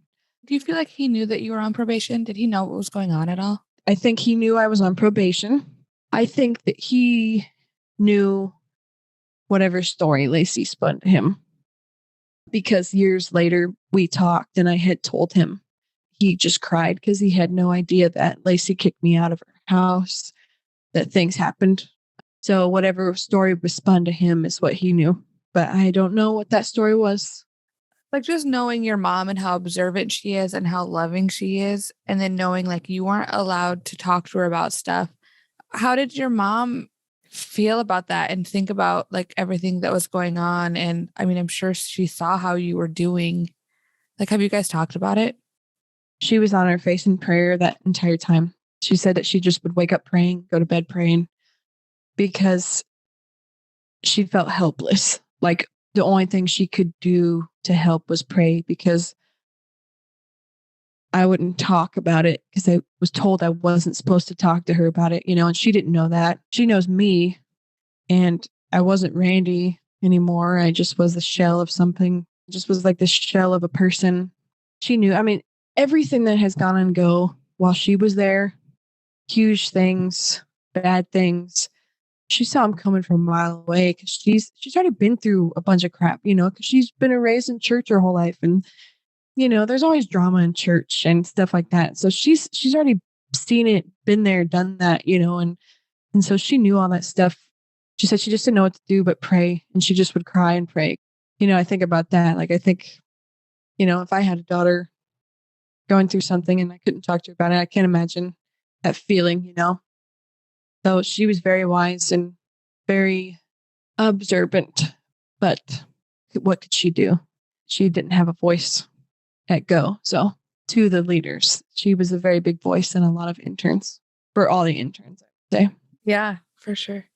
I'm curious, after your story about Steve and that, you know, you said that you've talked to him afterwards, how's your relationship with him and how do you feel about him specifically? I feel like my relationship with my Uncle Steve is really great. I don't feel like it's any different than it ever has been. Because for me, it's hard because I'm like, I love him very much. But there's also like, I have to separate Uncle Steve from Pastor Steve that runs GO Ministries. Yeah. Because Uncle Steve, he's still exactly the same every time he comes around, like in a good way. But then there's the side that won't address anything. So it's like tough. And I don't know if I want to talk about that. It might be a little too personal. Sure. Totally. You know? That's okay. How late into the year did you get off probation? You said you were on it for 3 months, right? Yeah, I think it was about 3 months. I got off probation. Well, I guess I didn't know if I was technically off or not. We were going to a camp in Wapaka, Wisconsin, no kids camp, and it's a week long. Right before they went to Wapaka, they were in Indonesia. And it was really weird because Lacey had rebuked me that what I just said about being at the Chariots of Light event, the motorcycle event with Uncle Steve. She sent me that giant long text about how disappointed she was. And then this next week or whatever, she's in Indonesia. She starts sending me these text and she's like, gosh, I wish you were here. Like, nobody makes me laugh like you do. Like, all that kind of stuff. And I just was like, huh? Like, I was so confused. She starts going off about like, I'm so stoked for the man of God that God has for you, your husband. It's going to be so amazing and stuff. And it just was so weird because it was like a complete night and day. And I was like, okay, like really nervously, like, okay, we're getting somewhere. And then she was like, when we get back, I can't wait to do life with you in ministry. She's like, I want you to be by my side all the time. I want you to be with us, and wherever we are, I want you to be. I was like, okay, like there was a breakthrough, like something's different. It's going to be different. And we went to Wapaka, and it was probably one of the worst weeks of my entire life because we got there and things were just weird. After they came back from Indonesia, things were weird. And she didn't want to hang out with the girls, which we've heard in Christina's podcast. Right. So this is the same trip as in Christina's podcast. Same trip Christina was talking about. So she didn't want to hang out with the girls. And so anyway, so you got to think about me from my perspective. I just came from being like super beat up on this like probation. And I'm just like really trying to gain confidence in that. But she was like, I want you to be confident and come like sit with us. And so I did. She was in a room hanging out with just all the boys. But I'm not thinking about that. I'm thinking about the fact that she just told me like in the text, like, come sit with us. I want you to be a part of stuff. So I came in and sat down and she stops and she's like, what are you doing? And I was like, oh, I just, I thought maybe I'd just come hang out. And she's like, it's only guys in here. You need to be hanging out with the girls in there. And I was like, oh my gosh, okay. But the way it is in Go, if somebody rebukes you, it gets silent and everybody just watches you. So now it's like always public humiliation for anything. And so then I left and I'm like, but she's the only girl. She's the only girl in there with like 15 guys. Which there's a rule against in Go Ministries, right? Like you're not allowed to be the only guy with girls or the only girl with guys. Yeah, you have to have like, if you at least have to have like 2 girls, it's got to be like 2 girls and 3 guys, or, 2 guys, 3 girls. It can't be the same amount because apparently if it's 2 guys and 2 girls, you're going to like end up doing it or making out or something. That's what they taught us. Like it's temptation if it's just 2 and 2, but also it was like, it never should be 1 girl and a bunch of guys because then it's going to be like a group thing and it's going to be like the whole group's making out apparently, and it was like nobody thinks that, but that's the way it was taught, which is so weird. Anyway, it's definitely never supposed to be like 1 girl and a bunch of guys or 1 guy and a bunch of girls because it just looks bad. It's all about the look, and she was the only one in there, but usually if it's Josh or Lacey, then it trumps anything. So technically it trumped all the other rules. Like she can do whatever she wants. So it was like, okay, but the whole week was like that. She kept telling me like she wanted me to be close to her. So I would go to sit down with them at lunch or do something. And she would go, what are you doing? Every time. And I was like, oh, and she's like, you need to go minister to those kids, or you need to do this or this. And I was like, she literally told me to do that.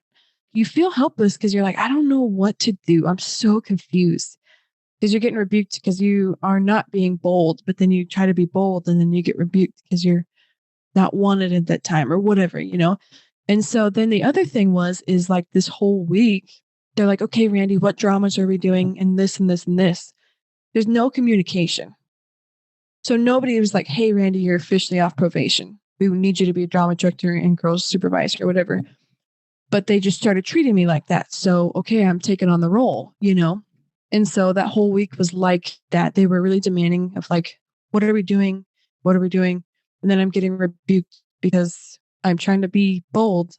I can't even explain the feeling. You're just like, there's no point of living. Like, there's no point because I can't do anything right. You'd rather just sail the golden shores of heaven. I'm joking. But after that week, we always go to Josh's parents' house because they're in Wisconsin, a few hours away. We went there, and I remember the guys had the basement, the girls had upstairs, and that's where we were sleeping. Well, everybody went down to the basement to watch a movie. So I went down, but I came up to get some water, and some of the girl interns had come upstairs to go to sleep, but mostly everybody was downstairs. And I remember I went up to get water, and the leader right under Lacey came up and she's like, "Hey, I don't know if anybody told you this, but you're not the girls leader and you're not the drama director. Like, you're not in leadership still." And I was like, "Okay."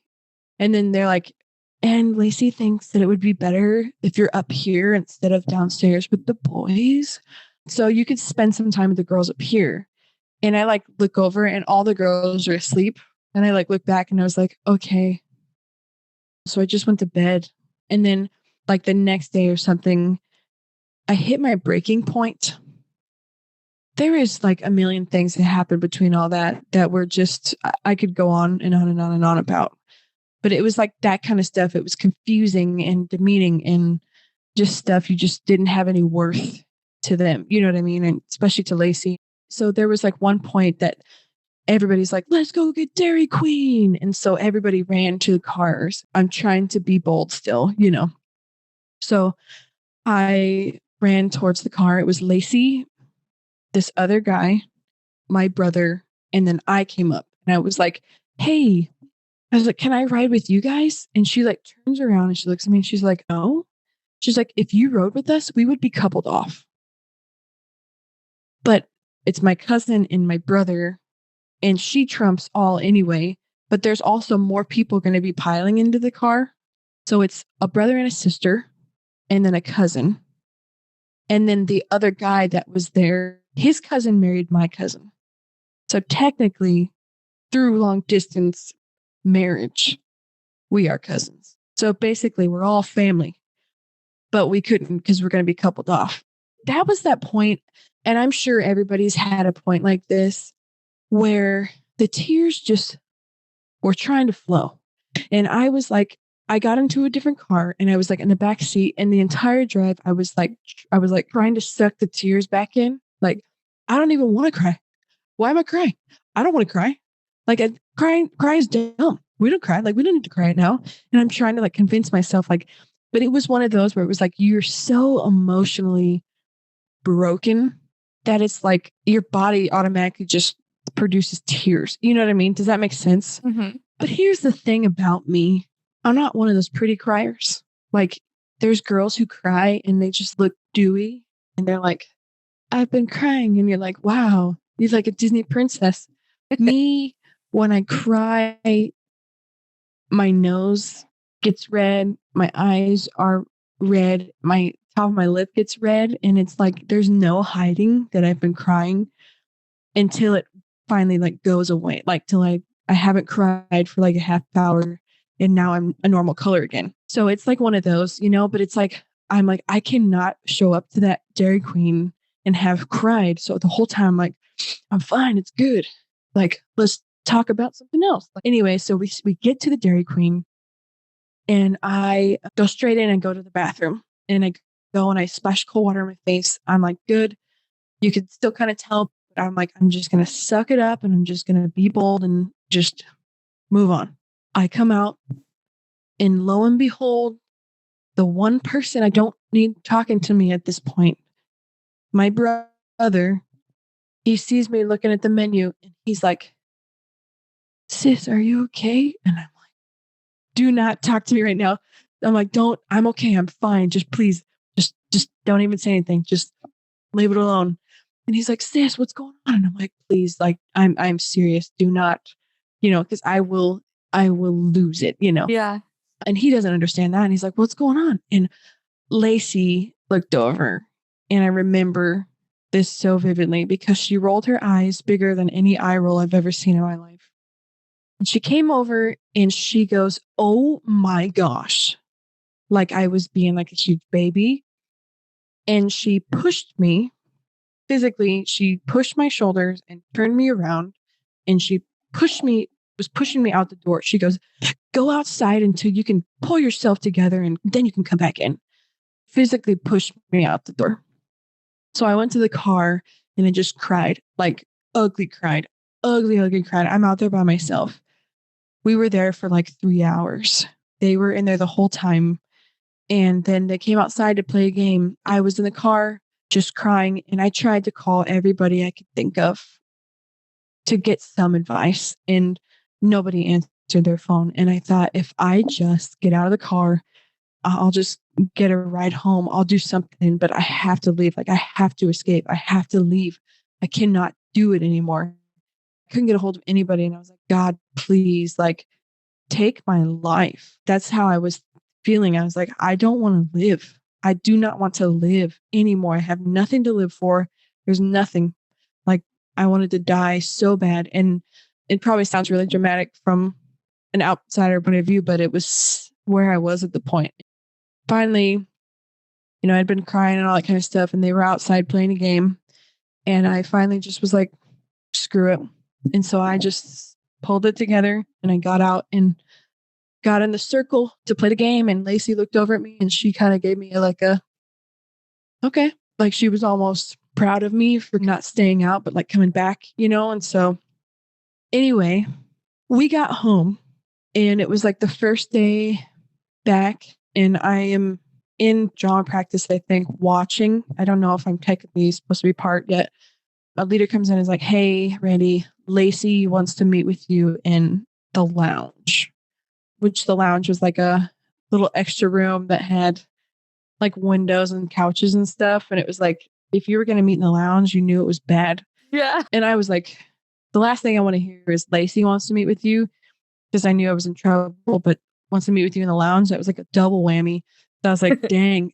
I go in and she like looks at me and she looks at her watch and she goes, I don't have time for you right now because I'm getting ready to go have a family dinner with my family.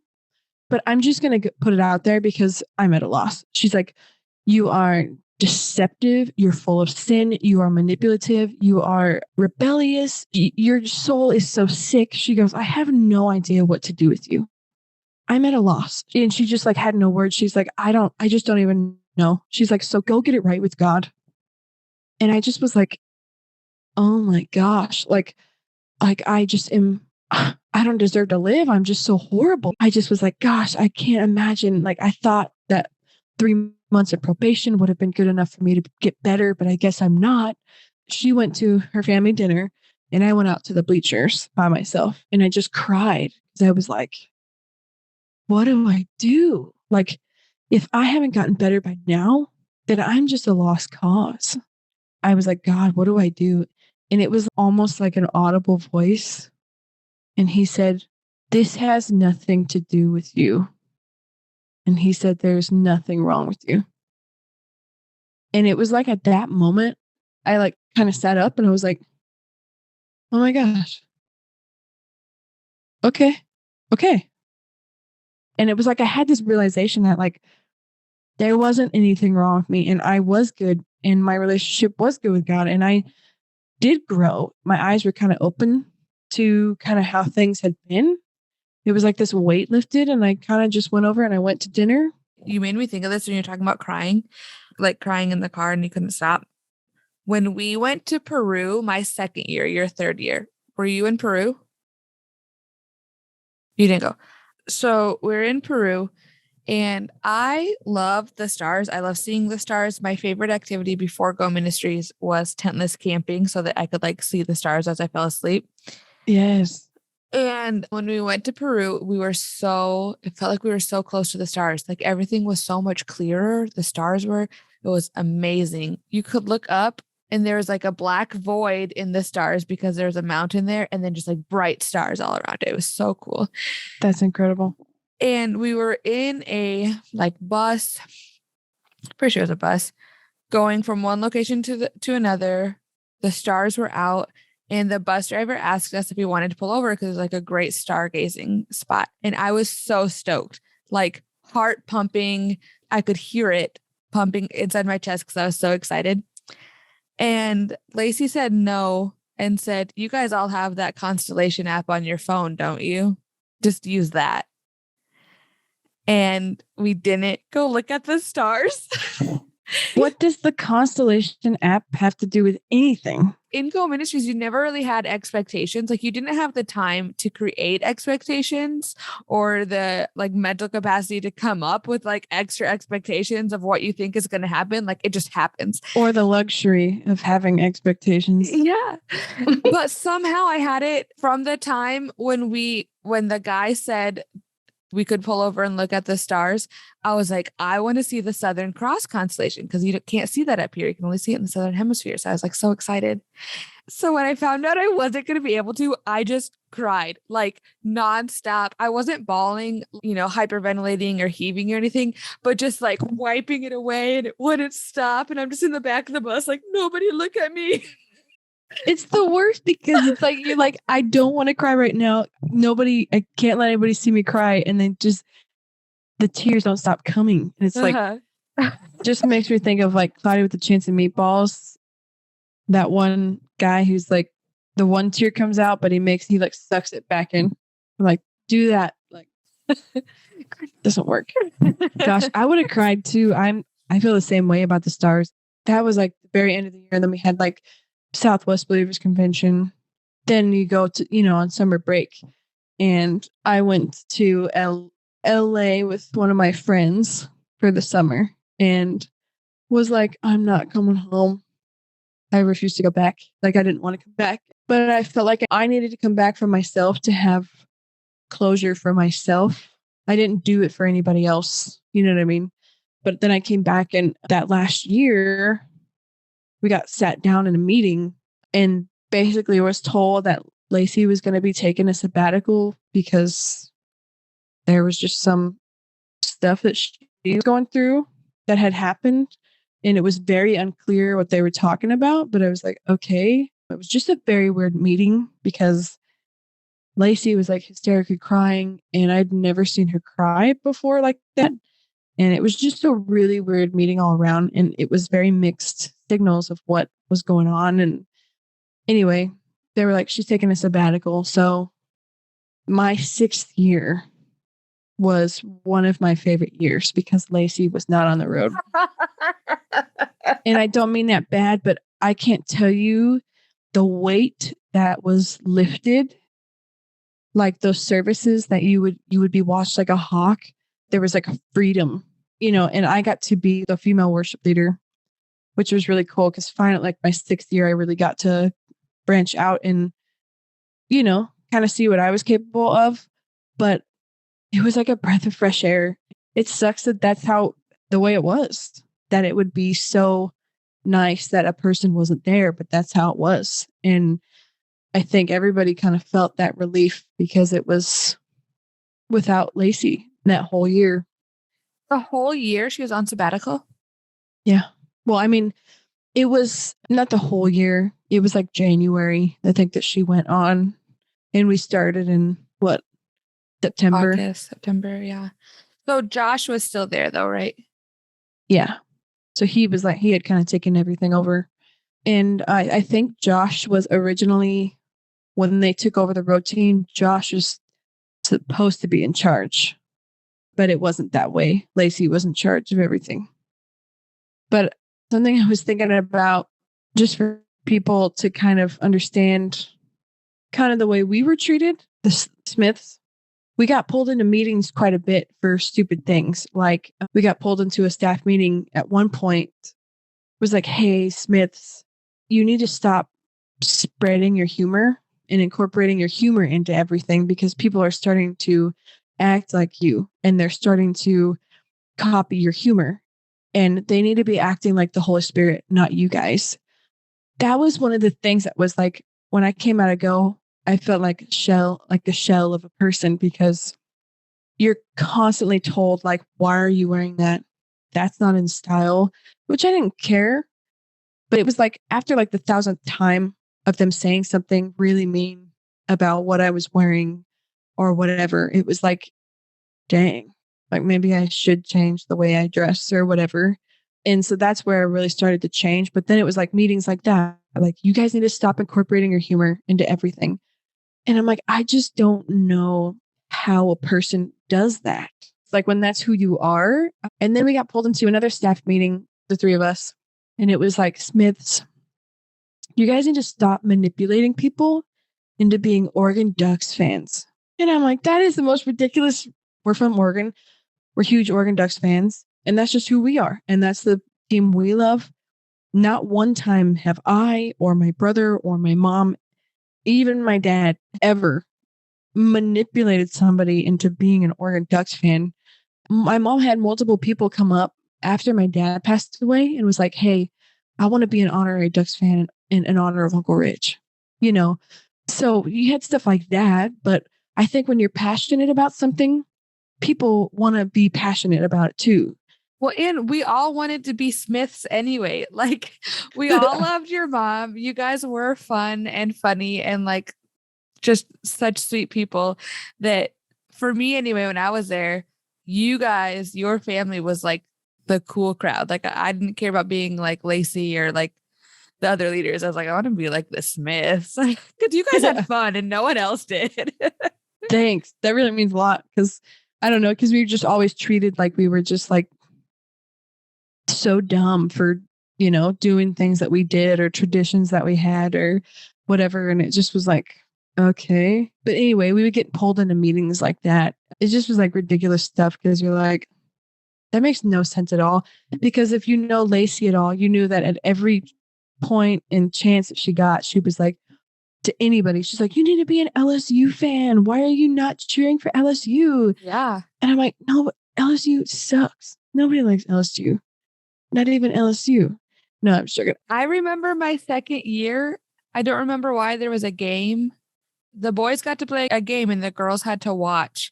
And you were like, well, I'm going to pretend like it's a Ducks game and deck myself out in Duck stuff. And so all of us girls were like, heck yeah, me too. And then we were told that half of us had to dress up as LSU fans.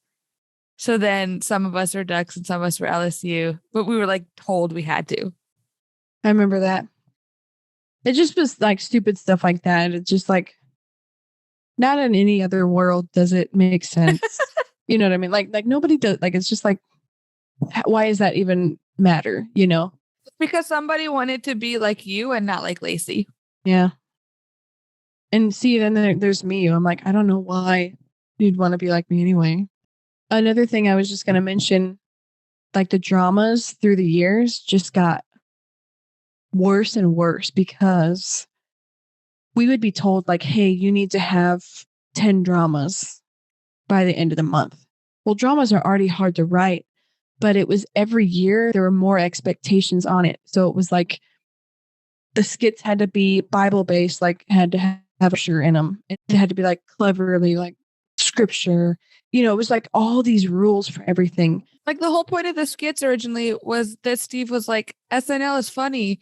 We could do that for Christ. Yeah, there were so many skits that were so funny. I would have tears and I would cry because they were so funny. You know, one of the skits they wrote was the decontamination. Okay, is that the one? And he's got like the porn magazine. He's like, XXX. No, that's my bowling score. Yeah. So that was like super funny. And it was written for those guys at like the time and stuff. Through the years, it was like, yeah, it doesn't have enough word in it, enough Bible verse, stuff like that. It was so hard to write a skit anymore. But then, you know, it was starting to get into like the YouTube, like Vine kind of humor, right? So I feel like we understood that. But Josh is the one who decides if they're good or not. But Josh himself doesn't have barely a sense of humor. For him, I think he's more like slapstick, like real obvious stuff. But like when it came to like Vine stuff, he didn't find it funny. But that's like the whole generation was like moving that way. So we were trying to move that way because it's hilarious. But he didn't understand it. So he was like, we're not going to do that. Then you get like skits and then like these kids like don't understand and they're not funny. And by the end of it, they like wouldn't even laugh at our skits. Anyway, but we had to get 10 done. And so we would show them what we had and none of them got approved. So we just redid skits, the same skits we've been doing for the last 10 years. You know what I mean? I was like, doesn't have to be word based. If it makes somebody laugh, walls come down. That kind of stuff was just tough because it was like, when you're creative, like me and my brother, very creative. And then you're being told, but not that way. Like you're funny, but we don't want you to do it the way you would do it. It's very hard. And it's kind of like, I don't know what my purpose is here. I don't know. That was just something I thought about. That just all really made me realize how, like, when I first saw Go as a teenager, it felt like they were leading the way. And it felt like, man, they are so cool. They're so funny. Their merch is so cool. Like, I want to be like them. And now they really couldn't keep up with the times. Like, okay, you talk about not understanding Vine humor. I don't see them, leading the way on TikTok. I'm blocked on most of their social media, but I remember thinking that their Facebook is not sting. It's like Steve doing these Boom Mondays where he gives like a short message with a static camera and then says boom at the end. The people commenting on it are middle-aged people or older. They're not leading the way for a young generation anymore. Really looking back, they're not an outreach. It's not the invasion anymore. It all really turned inwards and like imploded almost. Does that make sense? Yeah, like we stopped going on the road, but only a couple times a year, and it was to churches. We kept cutting people out, and we only would go to people that are exact same doctrine. So that's why the crowd got so small, because there were a lot of people who did cut us out because we were weird. So your sixth year, you guys weren't on the road that much then? No, we only went on like all together probably a couple weeks out of the year. Wow. Your sixth year, what church were they at? We were at the New Life Tabernacle on the ranch. Really? Okay. When/how did you leave Go? And was there a specific event that happened that made you realize you needed to get out of there? Okay, so when I came to Go, my plan was to come for like a year or two, and then I was going to leave for Hollywood. My entire life, my dream has been movies, acting in them, being in them, writing them, whatever. When I was 4 years old, I knew that that's what I was like born to do, like be part of the entertainment industry. So my plan was to go there, get like extra foundation, and then head out. But, it was always like, well, put your vision aside for our vision, and God will fulfill your vision, or which I feel like God does. But it was different in Go, because it was like, oh, that's cool, but that's kind of not going to happen. Just forget about it and follow us. And so the longer I was there, the more I forgot about it. And I always talked about it. I'm sure everybody knew that's what I wanted to do, but it kind of got to a point where I just was like, I guess I'm just going to be here for the rest of my life. I guess this is what I'm going to do. And I think it was the 5th year. It was summer. We were getting ready to go. I think we were getting ready to go to Southwest Believers Convention. At this point, I'm kind of like, I guess I'll just be here. Like, I don't know what to do. And everything was just horrible. And the way I felt and everything, had gone down and stuff. And anyway, over the summer, I was going to LA and Disneyland with a friend. My brother was like, you want to go get some Taco Bell or something? So we went and we drove to Taco Bell, and we listened to 80s music, which we weren't supposed to be talking at all, and definitely not listening to secular music, but that's like what we do. And too, it always reminds us of Dad. And so we were listening to 80s music, and he was like, sis, he's like, what's your plan? And I was like, what do you mean? He goes, what about Hollywood? And I was like, what do you mean? He goes, when are you going? And I was like, I guess I don't know. And he's like, because that's what you're born to do, and you have to get there. And I just remember it was like almost like that dream. It was like awoken in me. I was like, oh my gosh, I've forgotten, And so I just was like, you're right. And so it ignited this fire in me. And then me and my friend went to LA over the summer. And it was like, as soon as my feet hit the ground off the plane, it was like, oh my gosh, yeah, this is it. Like, this is exactly how I always thought I would feel. That's why I didn't want to come back the 6th year. I was like, I am staying, but I felt like I needed to come back so that I could prepare a little bit. I knew for a fact I was not going to come back after that 6th year. That 6th year was going to be my last year. During the year, I couldn't sit in like morning prayer or like the morning teachings. I would go out into like the hallway. I couldn't do it because I had such a fire burning for leaving and what I wanted to do with my future. And it was like I was so on fire for that. It was the first time I had felt fire like that in a long time. I was passionate about something. I think my eyes were open to a lot, especially Lacey not being there and things, how they were different. I was like, man, things really sucked when she was here. Things were not right. And Josh would give us options to do things, but it was like really options. Because like when Lacey gave you an option, it wasn't really an option, but Josh would give you options to do things and it really was an option. And that was weird. It was like, wow, I didn't realize that that's how bad it was. I think it was the very beginning of the year. I told Anthony and my mom and my sister-in-law, I was like, I am not coming back. I'm leaving. I'm going to Hollywood. And my brother and sister-in-law were like, actually, we're not going to come back either.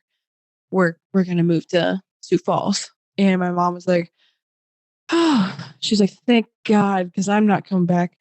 My mom hadn't wanted to been there for like years now. She was ready to leave, but she was not going to leave if we were there. She was not going to leave us alone at the ranch. Yeah. So as soon as it was like graduation, and then there was a few days and I still hadn't had a car. I was like, God, I need a car. I was supposed to leave that day. I was like, I don't have a car. Anyway, I woke up the next morning and my grandpa was like, hey, I'm taking you to go get a car. And so he literally got me a car. And the next day I drove. I moved. I was gone. I drove from Louisiana to Oregon first and then LA. I was out of there. There was a freedom that I felt, but there was also, I still was very under a lot of fear. The first thing I did was just play all the secular music I've been wanting to listen to for years. For my 3-day drive, I just blasted all the secular songs. So that was like freeing. It was a cross-country road trip. It was like a 3-day trip because I was by myself. But I'm by myself. I'm unsupervised. I don't have an accountability partner. I'm listening to secular music. It was summertime. It's like this, just like this, you know, It's going to be the ending scene when they make the movie about your life at GO Ministries. yeah, like peace. Driving off into the sunset. But the thing is, though, I was afraid to post certain things on Instagram. I was afraid to buy band t-shirts. I didn't want to post any stories with secular music in it because I was afraid of what Lacey was going to say or what she was going to comment on it. But I got to Oregon and I stayed there a couple weeks, my grandparents, and then I went to California and didn't know. I mean, I went to LA for 2 weeks, stayed with these pastor contacts that Uncle Steve had out there. Had no money. I mean, barely had money. I had no plan. I had no job. You know what I mean? It just came out. I feel like I'm still 18 and I'm fresh out of all of this traumatic stuff. I have no place to stay. And then these people in the church, they had a daughter my age. They're like, we have an extra room if you want to come stay with us. They're like, the only rule is that maybe be out by the time you're 30. And I was like 24 at the time. I was like, oh yeah, for sure. And I didn't have to pay rent or anything. So it was like just this really incredible thing. But like a week in, at that point is when it hit me, everything I had gone through. And if you don't grieve a loss of somebody, especially like a loss of a close loved one, it just builds up. You have to grieve. You have to. It says in the Bible, there's a time to do it. They would say like, oh, well, we don't grieve the way the world grieves. And it's like, what the Bible means when it says that is that we have a hope to see that person again. We have a hope. That's what it means. But you still have to grieve. That was all built up and it all came out. And I was alone there. I had nobody that I knew. I didn't realize at the time that I was depressed, but I would sleep until 3 p.m. and go to bed at 5 a.m. Just that's kind of like my life. That's kind of what it was. And then to finish it out, I felt like the Lord was like, why don't you take some time off first, kind of figure things out? You could go into it now, or you could take some time and heal and then go follow your dreams. So that's what I'm doing right now. People are like, why aren't you out there doing it? I'm like, I'm just healing and writing a movie. I'm super stoked on it. But I went in to go with a very strong foundation, and I was very confident in who I was. And I left there, did not know who I was. Very broken in every sense of the word. I'm finally at a place where I could do a podcast, which is a lot, saying a lot. Yeah. So, yeah. Well, I'm so glad that you did it. I'm so glad you're taking the time to heal. Yes, me too. Have you had much contact with Lacey since, I mean, I know you had mentioned like being afraid to post things. Are you still friends with her on social media, or do you ever see her or anything? I am not. Yeah. So as soon as I left for California, they all unfollowed me because I think they thought I was being rebellious or something, because I wasn't necessarily sent out with a blessing, their blessing. I don't follow anybody on social media for myself. I would see posts or whatever, and I would just find myself getting angry. And I just was like, it's not required that you follow people, And I was like, so I think for the betterment of myself, I just would rather not. When I first moved out there, Lacey would contact me and she was like, I just wish I could come, hang out there with you and stuff. She's like, I really feel strong in my heart that I'm supposed to mentor you. Like, I'm supposed to counsel you and mentor you and like teach you everything that I know. And I just remember thinking, I like text back and I was like, oh, that's awesome. She's like, yeah. And I was like, okay. And I just never responded after that, just because I was like, I don't even know what to say. Yeah. So full of herself. But I just definitely knew that that was not it. That was not right. That was not what needed to happen. So anyway, that was kind of the last contact I had until I lived in Texas a few years ago for about a year, I'd say, maybe a little more. And I talked to her a few times then, but that was about it. How has that been in that unique situation where your family was also there with you and then you all left at the same time? I think it was actually very helpful because we've all had each other to talk to. I know that there's a lot of people like in the group text and stuff like that who have more recently realized like, oh gosh, I thought it was just me, I think a lot of people, they thought they were the only one, or they were told they were crazy or whatever. And they're just realizing recently that they're not the only one, like there was a lot of bad experiences. For us coming out ago, we knew how horrible it was. And so we started processing things right away. So I think that's why we're just so low key about it, just because I'm like, I just so don't want to, besides this podcast, I'm like, it's not even worth it to me. But we were able to just kind of help each other and talk it out and like, oh, this is what you were told. This is what I was told. And, remember when this happened? And it's kind of like we talk about it and get it out. And it's like, we're good, So I think it's been a really unique situation for us that we all went through it together, because we're able to relate to each other for things and we're able to teach each other. Like, I learned so much from watching my brother and my sister-in-law. She teaches me so much, and my mom. And it's just been a really great healing. And we're all here in Minnesota right now. I felt like this is where I needed to be. And we all got to come back together. It's just been an incredible season for us. I think we had to go separate ways to like really figure stuff out. And then I feel like it's like the end of like our healing journey and we're like back together again, I feel like it's come full circle. That's awesome. I'm so happy for you guys. And it's so good to hear like that you guys are doing well and that you've been able to process some stuff and that you have each other. And honestly, like that you're with each other. Like, I don't know. That makes my heart happy. Yeah, it's been awesome just because my brother is my best friend and I was away from him for a very long time. I wasn't allowed to talk to him for a very long time in GO. And anyway, I just like it's just, I think it's just exactly what we all needed, right now.